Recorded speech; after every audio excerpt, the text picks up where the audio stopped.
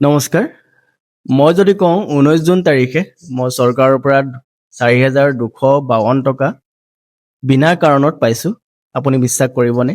बार बार झूठ बोलो। আৰু এই টকা 4,000ৰ সলনি 15,000 টকাও হ'ব পাৰে। আপুনিও পাব পাৰিব এই টকা। চ' আজিৰ ভিডিঅ'ত আপোনালোকক মই ক'ম আপুনি কেনেকৈ লাভ কৰিব পাৰিব এই টকা আৰু কি কি নথিপত্ৰ লাগিব আপোনালোকক এই টকা লাভ কৰিবলৈ হ'লে আজিৰ ভিডিঅ'ত আপোনালোকক ক'বলৈ গৈ আছোঁ। আপোনালোকক মই প্ৰুফ দেখুৱাম, বিনা প্ৰুফত মই ভিডিঅ'টো বনোৱা নাই। তেন্তে আমি পলম নকৰি ভিডিঅ'টো আৰম্ভ কৰোঁ। প্ৰথমতে আপোনালোকক এটা মেছেজ দেখুৱাব বিচাৰিছোঁ। মোবাইলৰ স্ক্ৰীণত আপোনালোকে মেছেজটো দেখা পাইছে, মই আপোনালোকক পঢ়ি শুনাই দিছোঁ। ডিয়াৰ তুলন পেগু, ৰেছ 4,452 is being sent to your Aadhaar link bank account as your first installment of incentive under PMVPRY Part A। ইয়াতে আপোনালোকে বুজি পাইছে যে চৰকাৰৰ পৰা টকা গৈছে মোৰ একাউণ্টত আৰু চৰকাৰৰ যিকোনো টকা DBT মানে ডাইৰেক্ট বেনিফিট ট্ৰান্সফাৰ জৰিয়তে পঠিওৱা হয় আৰু ইয়াতে কোৱা আছে যে প্ৰথম ইনষ্টলমেণ্টে হয় এইটো। ইয়াতে আপোনালোকে এটা বস্তু দেখা পাইছে PMVBRY। ইয়াতে ফুল ফৰ্মটো হৈছে প্ৰধানমন্ত্ৰী বিকশিত ভাৰত ৰোজগাৰ যোজনা। এই আঁচনিৰ অধীনত মই এই 4,452 টকা লাভ কৰিবলৈ সক্ষম হৈছোঁ। আৰু এই আঁচনি আপোনালোকে কেনেকৈ লাভ কৰিব পাৰিব আজিৰ ভিডিঅ'ত আপোনালোকক সম্পূৰ্ণ ডিটেইলছ দিবলৈ গৈ আছোঁ।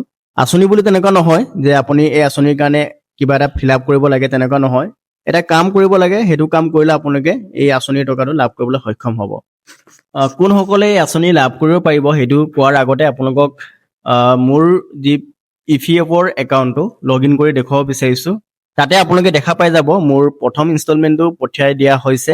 সকলো ডিটেইলছ আপোনালোকে তাত চাব পাৰিব। আপোনালোকক মই সম্পূৰ্ণ ডিটেইলছটো দেখাব বিচাৰিছোঁ। তাৰপিছত আপোনালোকক মই ক'ম কোন ইলিজিবল হয় আৰু কেনেকৈ আপোনালোকে লাভ কৰিব পাৰিব।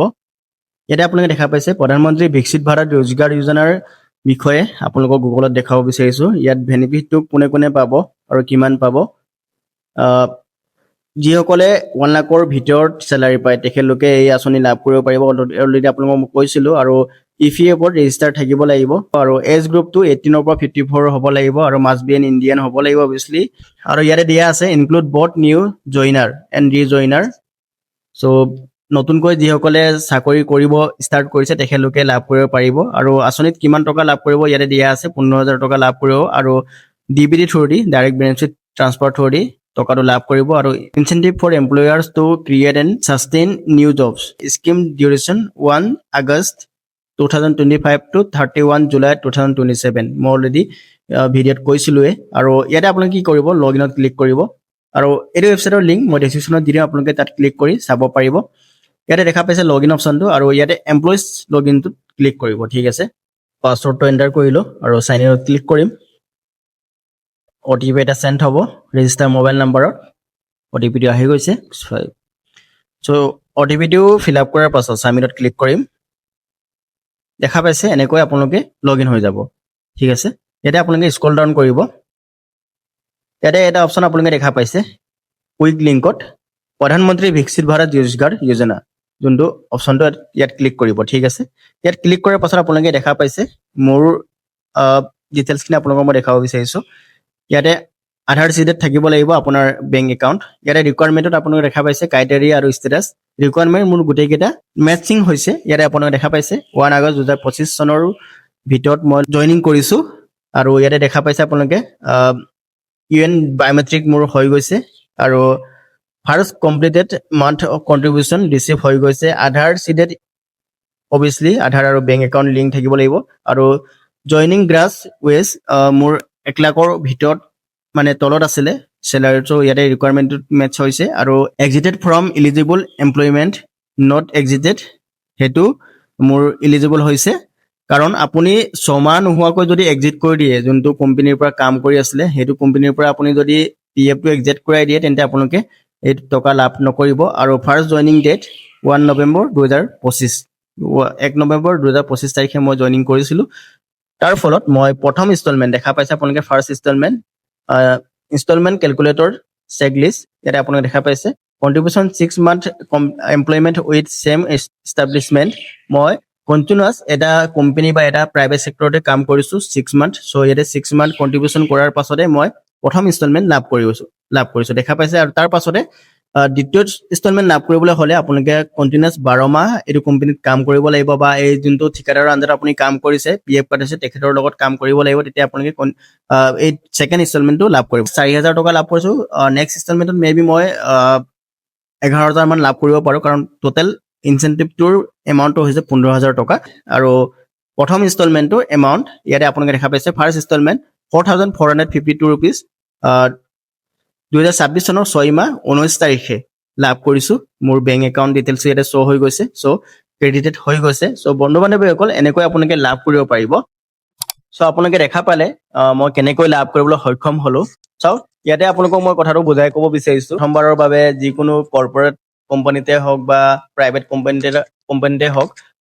প্ৰথমবাৰৰ বাবে চাকৰিত যোগদান কৰে আৰু চাকৰিত যোগদান কৰাৰ পাছতে কোম্পানীৰ পৰা PF বা EPFৰ আপোনালোকক ৰেজিষ্ট্ৰেশ্যন কৰি দিব আৰু ৰেজিষ্ট্ৰেশ্যন কৰাৰ পাছত যেতিয়া আপোনালোকৰ মান্থলি আপুনি দৰমহা লাভ কৰিব বা চেলাৰী লাভ কৰিব তাৰে কিবা এটা টকা PFৰ নামত জমা কৰিব লাগে চ' তেনেকৈ আপোনালোকে 6 মাহ কণ্টিনিউৱাছ জমা কৰিব লাগিব এটা UN নাম্বাৰ জেনেৰেট কৰিব লাগে আপোনালোকে নিজে UN নাম্বাৰ জেনেৰেট কৰিব পাৰিব উমং এপৰ জৰিয়তে মোৰ অলৰেডি ভিডিঅ' দি থোৱা আছে আপোনালোকে চাই নিজে জেনেৰেট কৰিব পাৰিব আধাৰ কাৰ্ড লাগিব আপোনালোকক আৰু আধাৰ কাৰ্ডৰ থ্ৰুদি আপোনালোকে জেনেৰেট কৰিব পাৰিব আপোনাৰ ফেচ অথেণ্টিকেশ্যন হ'ব চ' সেইটো জেনেৰেট কৰাৰ পাছতে আপোনালোকে আপোনাৰ যি UN নাম্বাৰটো এক্টিভ কৰিব লাগিব আধাৰ থ্ৰুদি আৰু তাত যি কাম কৰিবলগীয়া থাকে আপোনাৰ KYC কৰিবলগীয়া থাকে KYCত আপোনাৰ বেংক ডিটেইলছ আপোনাৰ পেন কাৰ্ড ডিটেইলছ দিব লাগিব আৰু নমিনি ডিটেইলছ আপোনালোকে দিব লাগে বাই চান্স যদি আপোনালোকৰ কিবা এটা হৈ যায় তেন্তে আপোনালোকৰ যি টকাটো তাত PFত